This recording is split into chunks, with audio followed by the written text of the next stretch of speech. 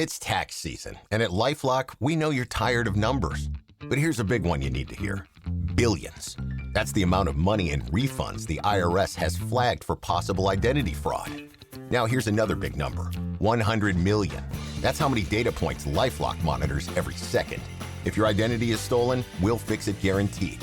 One last big number. Save up to 40% your first year. Visit lifelock.com/podcast for the threats you can't control. Terms apply. Raise the rudders! Raise the sails! Raise the sails! Captain, an unidentified ship is approaching. Over. Roger. Wait, is that an Enterprise sales solution? Reach sales professionals, not professional sailors. With LinkedIn ads, you can target the right people by industry, job title, and more. Start converting your B2B audience today. Spend $250 on your first campaign and get a free $250 credit for the next one. Get started today at linkedin.com/campaign. Terms and conditions apply. Hello there, Stanley Carr here. You know, I love collecting music and sports memorabilia. Want to know where you can find some? I'll tell you. Go to oldglory.com. This website features one-of-a-kind apparel from your favorite sports teams and musical artists. And I can help you get 15% off of all items. Use the code WWH135. Enjoy the episode. Welcome to Wrestling with Heart, a podcast looking at pro wrestlers giving back to their community. Join me, Stanley Carr, as I interview wrestling's hottest names who use their platforms as entertainers to raise awareness and do community service.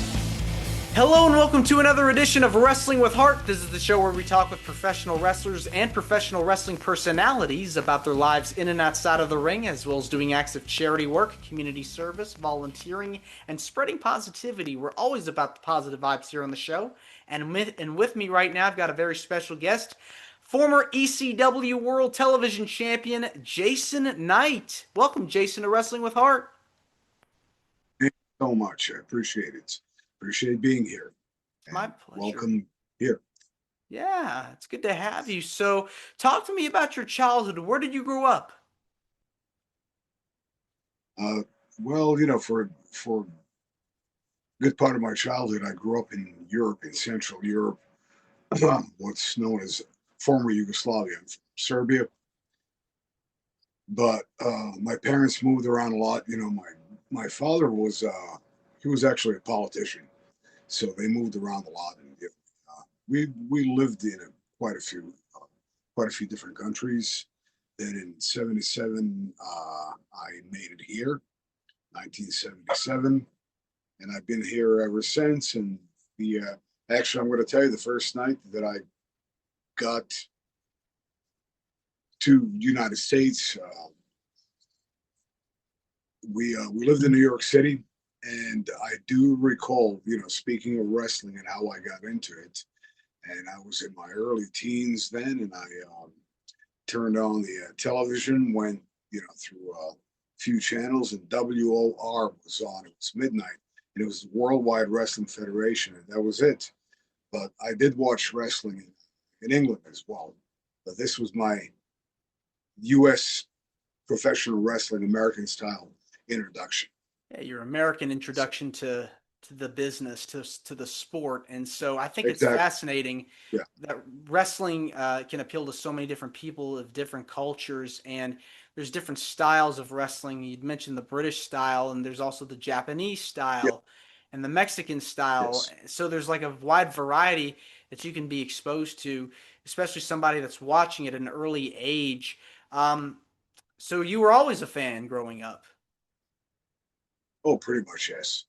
Always a fan, and then, you know, the inevitable happened. You know, here I am. Who were some of your favorite wrestlers that you watched growing up?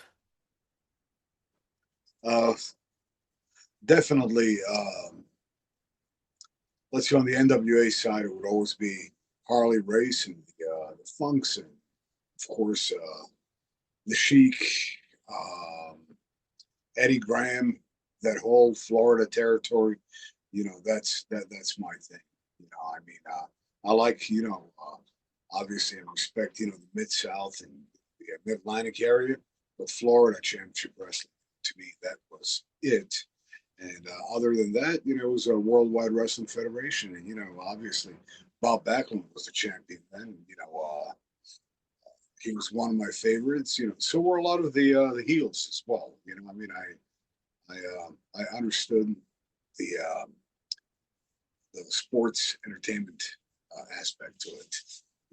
Even when I was younger. Yeah, I mean Bob Backlund was like the king at one point, and you had Bruno there, and Hulk Yes, eventually made Bruno. his way to the scene, and it really was hot. That late '70s, early '80s was definitely like a transitional period before you got to the rock and Oh wrestling yeah, era. yeah. Ken Patera Hmm. and the should I say the men's men? Professional wrestling, especially this part here, the World Wrestling Federation, or the Worldwide Wrestling Federation.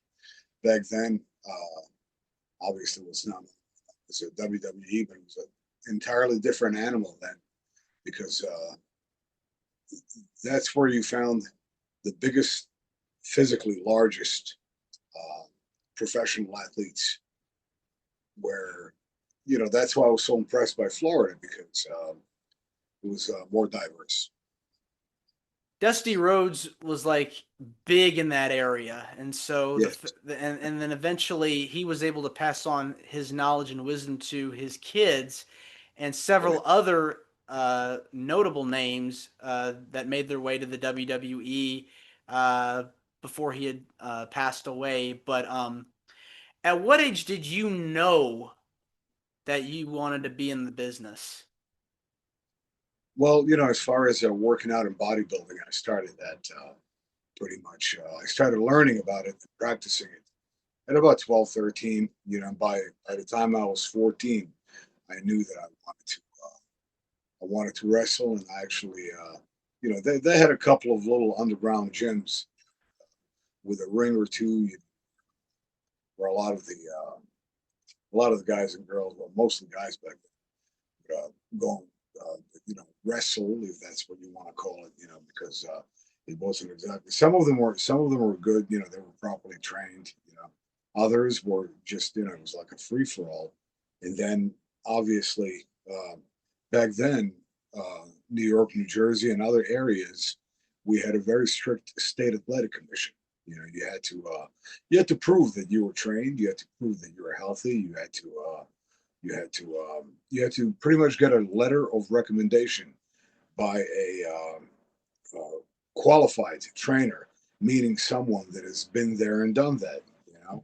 And you know, basically at that time, in New York area, you had Johnny Rods, you had Bobby Bold Eagle. Obviously, up further north, you had Kowalski, and then the Jersey area, had their trainers. But you notice that they've all been somewhere and done plenty. And if you look at the record of a lot of these our legendary teachers, um, you can't um, you can't just minimize their careers in the industry by what they've done on TV and by what you've seen in Madison Square Garden or Boston Gardens, or surrounding areas, high school shows and all that, because they've been all over the world. They talk about Saudi Arabia. Saudi Arabia was a hotbed for independent professional wrestling back in the day. And, they went there all the time. So they were world renowned. Talk about Japanese style and European style and even Mexican style, because they've all been there and done that. From New York to LA, and from up north all the way down deep south. Now you started learning how to wrestle, started your training. Professional wrestling it's no joke. It's a very tough industry. It's no secret. What was your experiences like stepping into the ring for the first time? Well, I was always a realist, and I knew that I would have to get prepped for that. And I was in very good shape when I first started because I already knew what I wanted to do, and at an early age, I was involved in amateur wrestling and different forms of martial arts, and that's where you do learn, the rolling and the falling and even controlled contact, which is very important, so you don't knock somebody's teeth out. And basically, I was pretty much ready when I came in, but it was still the training was more psychological than let's say it's physical and psychological 50-50, because you've got to remember, you're working one side. If you're south of the border, you're working either both sides, or it's pretty much they do what they do, which is an art of its own. And up here, what I'm trying to say is we're more disciplined. The American style of wrestling, you have to remember certain things. You have to remember which side you do different things. Leading, meaning right or left, or It is kind of like a dance because it's like it is, there, So yeah, I mean, all that, and plus, of course, it's very physical. You know, uh, you're you're you're falling a lot, and it's taking the wind out of you, and then you're running in bursts, or well, nowadays, they just sprint for 15 minutes. But you had a lot of wonderful people that teach you to be humble, and they teach you to keep working on yourself, and don't obviously don't overindulge. Don't you want to be above ground, and um, not join the dropping like flies club, unfortunately. So basically, the good things that you learn is the patience in learning. And one of the things that I learned, well, was and Johnny Rods told me, he said, yeah, to become a really good profession, it takes 8 to 10 years. I was like, oh my God, 8 to 10 years, because you think in a year, 2 or 3, you're going to be um, on the very top. And I think that's happening more now than it's.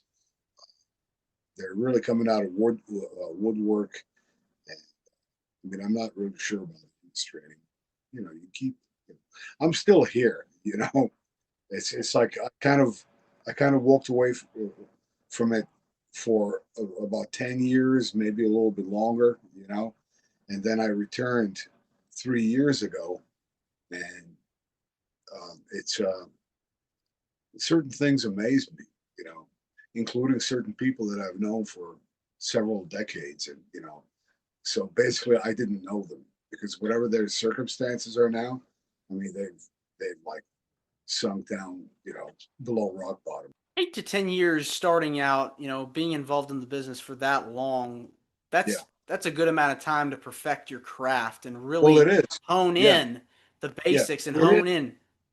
Yeah. I mean, because uh, obviously it's about so much more than just physically going out there and dazzling people. You know, that's great. And I see that in a good circus. You know, and I call it circus. I mean, I don't mean it derogatory, but there's a difference between uh, um, again, between circus and professional wrestling.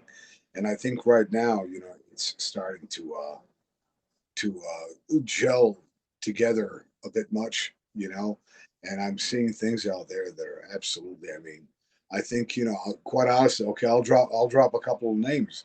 Quite honestly, I think that if the late Dick Slater and the late Harley Race uh, witnessed a lot of the things that are going on these days, and and if they were physically able, I think they would, you know, there would be a lot of damage control, because it's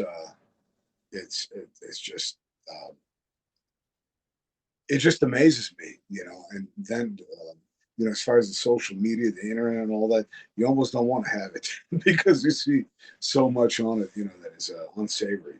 But It's evolved. It's changed. yeah, It's a whole nother atmosphere now than it was. I'm sure when you were in the yeah. business and you started. Friend of mine, a good guy, Mitch Seinfeld is his name. You know, it's incredible because back in the '80s, he was known as the I think Boy Wonder or no, the kid promoter, but like Wonder, you know. And I worked for him, you know, and he was very good friends with late Ted Petty. Uh, so that you know that was kind of like my introduction. You know, on the road, you know, we would travel to like Vermont and then make the way back down through New England and everything. You know, he actually he was actually smart. You know, he had different loops. You know, that he would hit. You know, not just one show. 12 hours away in Vermont and then come back home. You know? So basically, um, he would hire um, guys like Hangman Bobby Jaggers, great mind for the business, incredible worker, you know. Hangman Bobby Jaggers, and then he would use Abdullah the Butcher and the Samoans, um, Paul Heyman, Don Morocco, Kim Pateri. Obviously, also guys like Tom Brandy and myself, of the younger generation. So basically, um, you had an opportunity to learn if they were in a mood, if they were willing to educate you.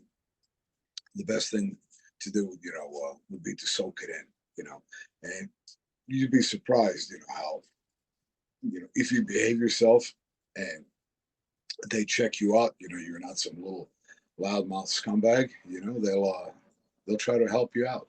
So I think that really um, that really did it for me, and it educated me beyond. Um, it's almost like I jumped from, let's say, 3-4 years in a business, like I've been in it for 10 or 12, because of a lot of these people that I met. I saw how they conduct, um, and then of course, after that, by chance, I got to into WCW, and I was telling my wife and our friend over here today how pretty much everything's so unexpected. Expect the unexpected because you never know. So Yeah. I in like in '88 or '89 was it? I happened to show up in Florida, and I get invited by Gary Capetta to a house show, and I get there early.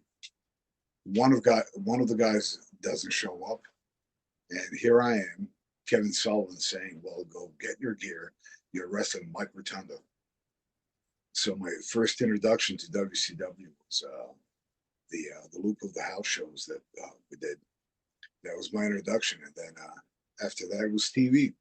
My first TV match was the Steiner Brothers. Not a bad way to break in. I mean, No, not at all. two No, icons. Now, before you went to ECW, I know that you had some worked for the WWE and made some appearances on several of their television programs. What was it like getting the chance to be a part of the organization and be around some of the guys there? it was okay. Like I said before, my first introduction to the big time was WCW. So I did the house shows for them, and then I did a TV for WCW. My last TV was in Chattanooga versus Hercules Hernandez, and he was Super Invader, accompanied by Harley Race. And I believe that the commentators, I know Paul Heyman was one, and I think it was Jim Ross. I'm not sure, but I remember, it was Paul Heyman. That was my very last time that I worked for WCW because I got a phone call and they said that they're going to be needing some guys up in Canada to do 3 days of TV. And, if I was interested, and I did. I flew back from Atlanta. I flew back to New York, and then we all went up to Canada and did 3 days in Canada. And my first shot in World Wrestling Federation at the time was in Ottawa. Rick the Model Martel. That was amazing. I came in and couldn't have been a nicer breath of fresh air because you get to work with a very classy individual. That kind of you have similar styles. As far as taking care of yourself and getting fit and all that, and of course he has the model character, which is unlike him, the same way that my character in ECW is. It's not really me, but so basically, like I said, it was a breath of fresh air because it was a very classy way to start my World Wrestling Federation journey. Like that first day, like again, my first day in WCW, I get to wrestle the Steiner brothers. And my first day in WWF, I get to wrestle Rick Martel, and the next day, Ric Flair. Getting the chance to work all these guys, these legends, these icons, that's a thrill of a lifetime to be able to. And that's actually the second time that I wrestled Ric Flair because I wrestled him in WCW too, and it was actually during a very very hot angle. I think it was leading to that Black Scorpion thing, and with this Sting and Flair, the long, incredible feud that was nothing but money. So I was kind of involved in that angle, and I remember Ole Anderson picked me for that, which was awesome. It's more exposure. But getting back to WWF, it was a little bit different. It was a little more, a little less like family, and a little more like a dorm with a bunch of jocks. That you either have formations or you have the big man on campus. There's like walking around. It was a different atmosphere. It wasn't as that close. You knew you were there for to work, to actually entertain, because you have all these different rooms, different production meetings, and some of the guys are going from one room to another, see where it says Vince or whoever. And I was actually there when Gorilla Monsoon was along, and his son was along too. So on December 12th, Disney Plus invites you to go behind the scenes with Taylor Swift in an exclusive 6-episode docuseries. I wanted to give something to the fans that they didn't expect. The only thing left is to close the book. The end of an era. And don't miss Taylor Swift, The Eras Tour, the final show, featuring for the first time the Tortured Poets Department. Streaming December 12th, only on Disney Plus. I literally experienced the standing at the gorilla position with Joey Morales saying, don't stand too close. Yeah. So. What was it like being around? What was it like being around them backstage? In addition to, again, and there's one thing, their guys are so damn big. They're just big, Like I remember, and I actually spoke to Justin Credible about the same thing. We both have very similar analogy. Like for instance, Ted DiBiase, right?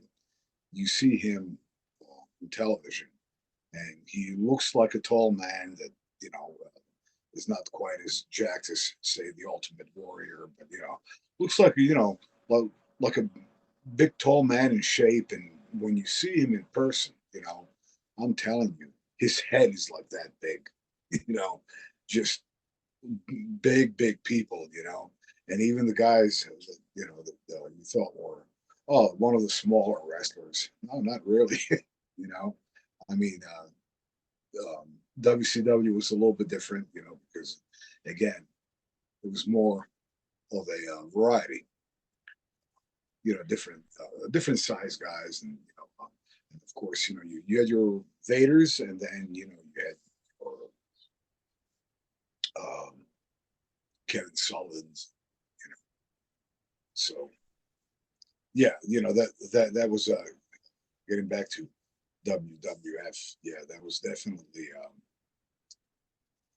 an experience being back there, because it's more of like a production, almost like, hey, we're making movies here, versus, hey, we're here to wrestle, Yeah, there's always going to be differences between different companies, Yeah, so there's distinct. and there was a wonderful charm when it comes to both companies. I can't say one is better or more grand than the other. I think they both had their their charm. Except like I said, WWF, that was absolutely huge. Everything was, and it's funny, even if you work in a building the same size in WCW, well, on this side, it looks a lot bigger. So, I think it's that stigma. Now, you and Paul Heyman knew each other going back to your time in WCW. He Yeah. gets involved with ECW, and I've had so many people on the show from that company talk about how close knit that locker room was, and the passion, Yeah. the passion that came out of that locker room, the passionate love of the business from the fans. Talk to me about the time you got approached with an offer to join ECW. Well, it was in '93, and I I decided to take. I really had to take some time off, because in July of '93 I had a pretty serious lower back surgery. You know, so that would put me on the shelf for about a year and a half, maybe two. Well, a month later, Paul Heyman calls and says, we're going to be doing this. I'm taking. I'll be taking over this company.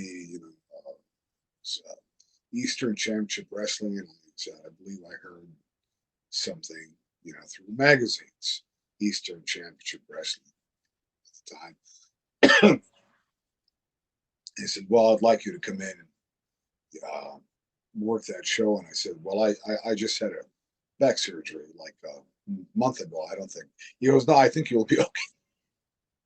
I'm like, "Paul, I need to take like a year and a half, maybe 2 years off." "Oh, no, you'll be okay. Just come meet me at one of the places in New York City, Mr. Fuji's Tropicana." So I get there, and of course he convinces me that I will be there for Ultra Clash '93. But thankfully, I wrestled. It was Ian Rotten and I, and we did an opening match versus the Public Enemy. And Teddy, I've known since the '80s, and also Mike, both rest their souls. But they were both friends of mine. I felt comfortable. I just couldn't really take any back falls or bump. So basically, the next time when I spoke to Paul, he gave me an idea, with the character, and I understood what he wanted, and I dressed the part and did the hair, aerodynamic and all that, the the thing, the and I would change quite often. Like, sometimes between takes or between matches, I would change. If I had to go out there 2 or 3 times, so that's where that how do you like my suit came in. That's all Paul. He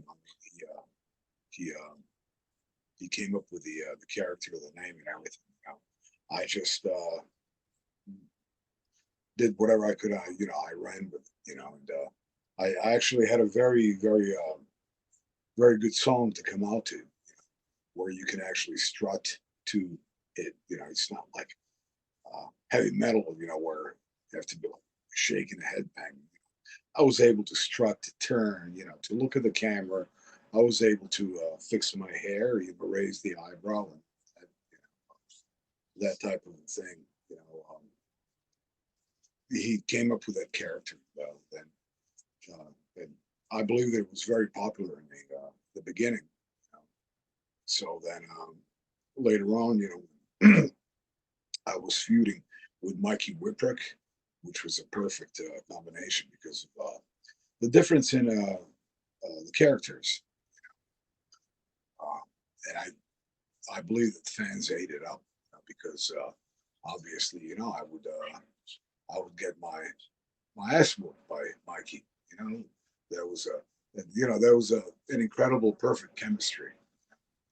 Then when I got the TV title, it was still Eastern Championship Wrestling. So I'm actually the last Eastern Championship Wrestling champion in the first Extreme. Wow. Yeah. That's something to be proud of, though. End of one era, beginning of a new one. Yeah, it's something, and I never really realized it till, my wife said to me, "Do you know that, you were?" I said, "Oh, I never thought of that." But yeah, that's pretty cool. How long were you with ECW? From '93 till 2000, and I left twice. Nobody was really beating down our door to give us work. So this was the other than doing enhancement matches and an occasional house show for the other big two. This was the first opportunity to like belong. Like, wow, actually, this is really a company. Mm-hmm. So basically, a lot of times, and I've seen it where a lot of the guys they started like believing in their characters and their gimmicks and all that, and you always feel that well, someone should do more for me, whatever. But in any case, I left twice. I went to Japan, and once I returned, worked some independent promotions, and then every time I went back to ECW, because I would see Paul somewhere, somewhere at the show. Okay, you're in Queens. You're almost around the corner from me. I'm going there. Hey, Jace, how are you doing? I'm good. Hey, you're looking good, Jace. You're in shape. Yes. What are you doing next Saturday? Arena. So it was always a very good working relationship because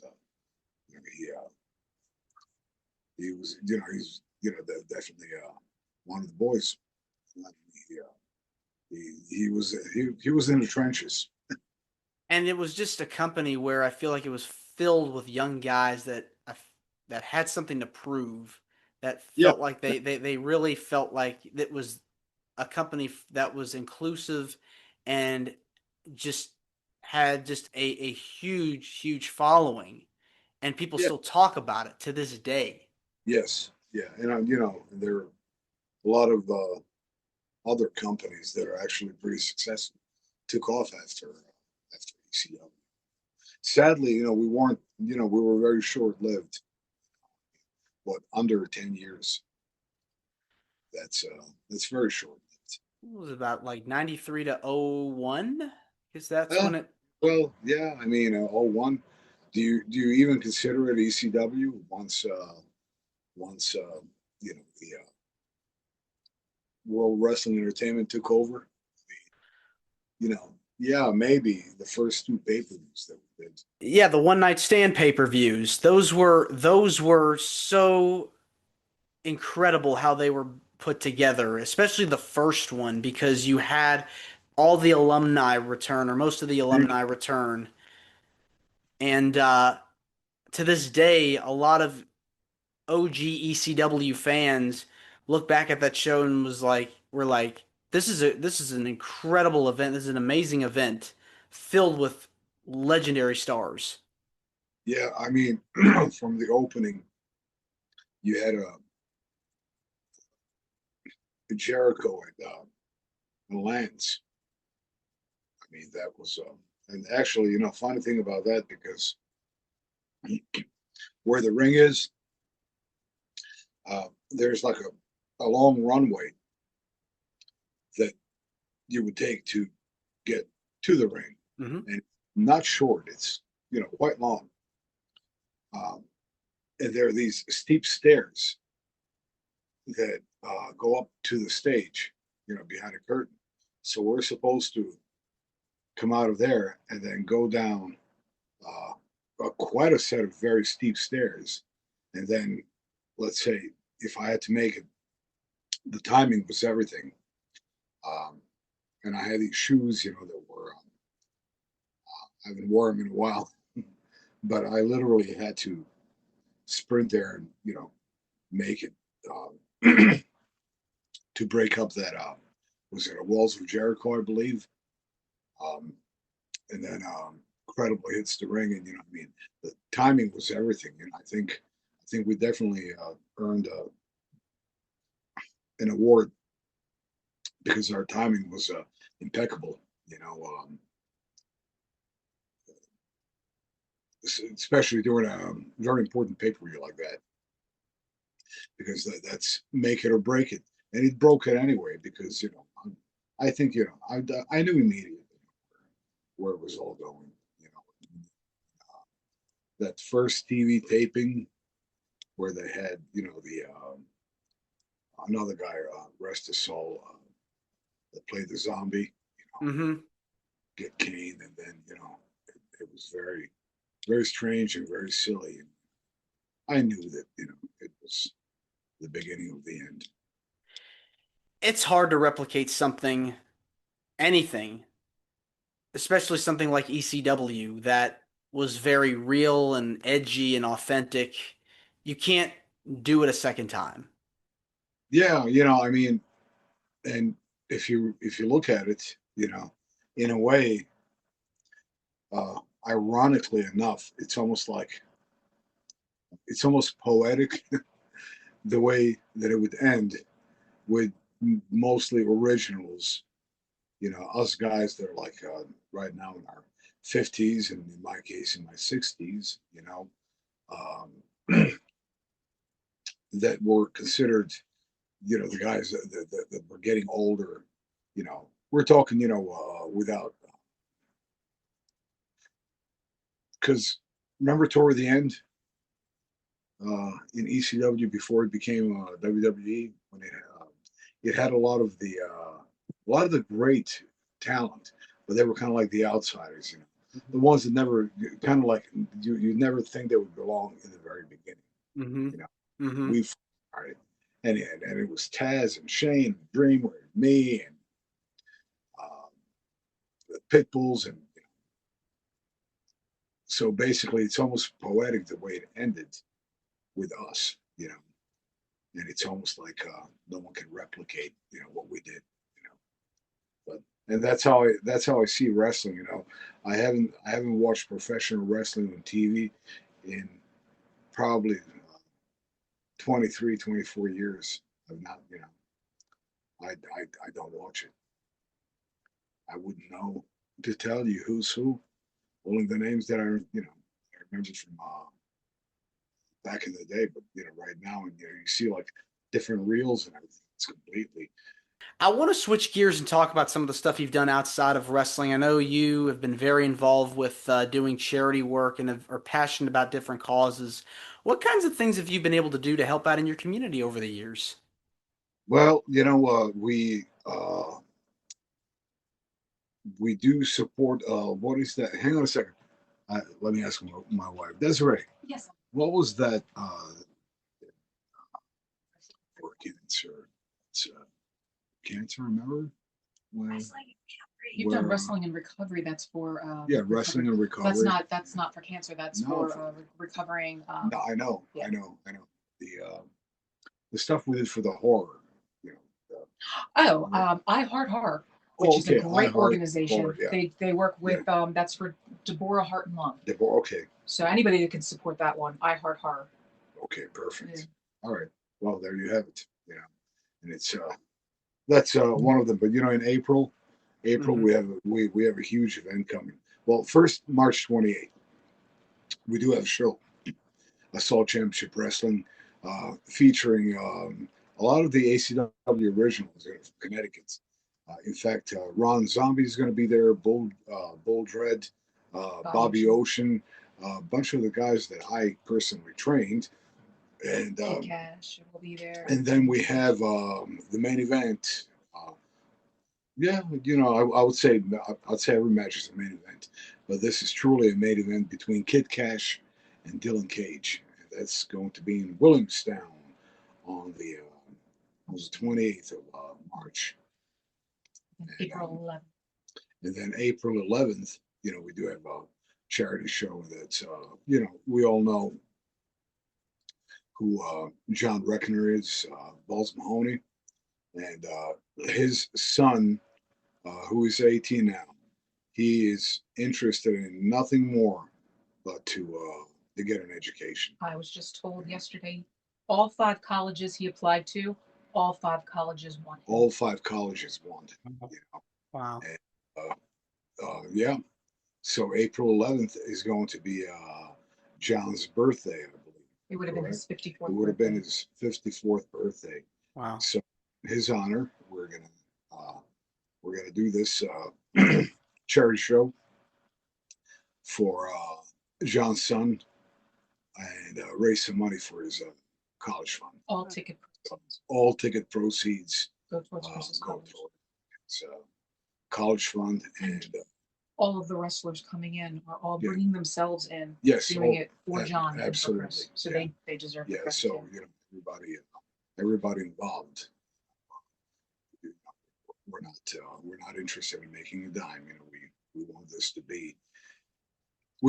to be something epic, because again, John was a good friend of mine, and he was a good man, had a heart of gold. But life happens. His son, however, he is first he's a splitting imager, and you can tell that that's John's son, but I can tell you that he's absolutely interested in nothing more to get an education. So he's not going to be a professional wrestler. I think he's going to be a computer scientist. Computer science is what he's going to do. So April 11th, we are going to be announcing within a few days the exact location, because getting over a cold. Because we're trying to find a facility that holds a good amount of people, at a set price, and that we can do this for Chris. That's amazing. Education, having an education is very, very important. How long have you been able to do a lot of these charity shows, and what causes do you feel are special to your heart? Anything that's needed, and anything that's not outlandish, obviously, I support it. When you're doing these shows and putting on these fundraisers, it's got to feel good knowing that this is going to help out for a good cause, for a good reason, and to be able to put a smile on these people's faces. Yes, yes. I mean, it's it feels great, and again, we're all vulnerable, and none of us are exactly sure what tomorrow brings. But also, I want to mention to you that I will be coming out with a book because I've been asked if I would do something like that. So I finally decided, yes, I think it's about time to put some facts together, and Yeah, it's exciting. Uh, I'd love to be able to at some point bring you back on and talk more in detail about it. But as soon as I know more, I will inform you. yes. What is it about giving back to the community that gives you the most joy?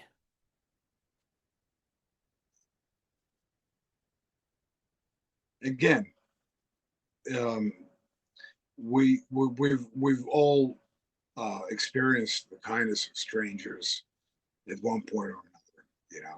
So to me, it's just it's everything kind of like recycles itself. Yep. It's it's not done out of a special necessity to say, oh, I feel good because the X, Y, and Z. It's just something that I think we should be privileged to do, to help out in any way that we can. Because again, life is very random, and nothing's guaranteed. You never know when we're going to be on that flip side of the coin. Mm-hmm. You just never know what tomorrow can bring, but you always want to hope for the best. Yes.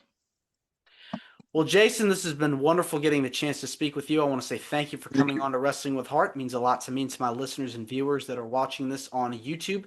Where can people find out more about you on social media? And again, feel free to plug anything that you would like. Well, social media, that's my Facebook, and what else do I have? I have Twitter. Twitter. Your X, former Twitter. So you have more of a presence on there. So Okay. you just started doing a little bit more of that. Right. You have an Instagram. Instagram. Yeah. You also have what else there? You have your House of Pain site. You have, but pretty much your your social. If anybody wants to get a hold of you personally, it'd be your Facebook profile. Yeah, definitely. It's the easiest. That's what I check the most. Because again, that damn social media. He has a little bit from his wife and his assistant on the other platforms, but Facebook is 100% him. All right. Well, there you go. Thanks again, Jason. And yes, I'd love to bring you back on when the book comes out. Awesome. All right. Take care. Take care. Bye-bye. This is Wrestling with Heart. I hope you found this podcast to be informative and entertaining. If you did, please hit the subscribe button and look out for the next edition.